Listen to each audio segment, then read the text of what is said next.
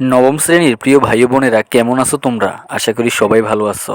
আজ আমরা তোমাদের সাথে আলোচনা করব কিভাবে তোমরা ইংরেজি দ্বিতীয় পত্রে খুব ভালো একটা রেজাল্ট করবে। দেখো, তোমাদের মধ্যে অনেকে ইংরেজি দ্বিতীয় পত্রকে খুব ভয় পাও, কিন্তু ইংরেজি দ্বিতীয় পত্র আসলে ততটা কঠিন নয়। তো কিভাবে তোমরা ইংরেজি দ্বিতীয় পত্রে খুব ভালো একটা রেজাল্ট করবে, আজকে সেটা তোমাদেরকে মূলত দেখাবো। তো দেখো ভাইয়েরা, তোমাদের ইংরেজি দ্বিতীয় পত্র 100 নম্বরের পরীক্ষা হবে। তো প্রথমে আসবে পার্ট এতে 60 নাম্বার। দেখো, প্রথমেই আসবে তোমাদের গ্যাপ ফিলিং উইথ ক্লুজ, অর্থাৎ তোমাদেরকে 10টি ক্লু দিয়ে দেবে। তোমরা এখান থেকে 10টি ক্লু 10টা শূন্যস্থান পূরণ করতে হবে। 10টা শূন্যস্থানের জন্য তোমরা পাবে 10 নাম্বার। তারপর দ্বিতীয়তে তোমাদের আসবে সাবস্টিটিউশন টেবিল, অর্থাৎ ডান পাশ বাম পাশ। তোমরা ডান পাশ বাম পাশ করতে হবে 5টা ডান পাশ বাম পাশ লেখার জন্য তোমরা পাবে 5 নাম্বার।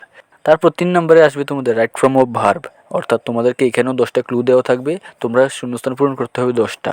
তো 10টা রাইট ফর্ম অফ ভার্ব লিখতে পারলে তোমরা পাবে 10 নাম্বার। তারপর 4 নম্বরে আসবে তোমাদের চেঞ্জিং সেন্টেন্স আসবে 10টা। তোমরা নেগেটিভ, কমপ্লেক্স, কম্পাউন্ড, ইন্টারগেটিভ এগুলোর প্রশ্নের উত্তর দেবে। তো এখানে 10টা প্রশ্নের উত্তর দেওয়ার জন্য তোমরা পাবে 10 নাম্বার। তারপর 5 নম্বরে আসবে তোমাদের টেক কোশ্চেন। তো টেক কোশ্চেন একদম সহজ, তোমরা এখানে 5টা টেক কোশ্চেনের উত্তর দিতে হবে। 5টা টেক কোশ্চেনের উত্তর দিলে পাবে 5 নাম্বার।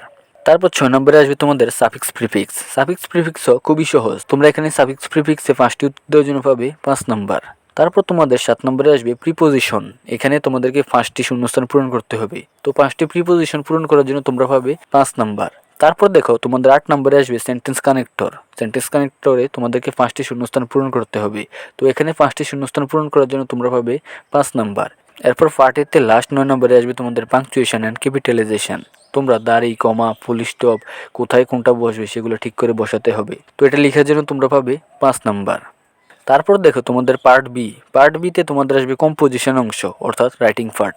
দেখো, তোমাদের 10 নম্বরে আসবে প্যারাগ্রাফ, অর্থাৎ তোমরা একটা প্যারাগ্রাফের উত্তর দিতে হবে। এখানে পাবে 10 নম্বর। 11 নম্বরে তোমাদের আসবে ইমেল, লেটার বা অ্যাপ্লিকেশন, এই তিনটার থেকে যে কোনো একটা। তো একটার উত্তর দেওয়ার জন্য তোমরা এখানেও পাবে 10 নাম্বার।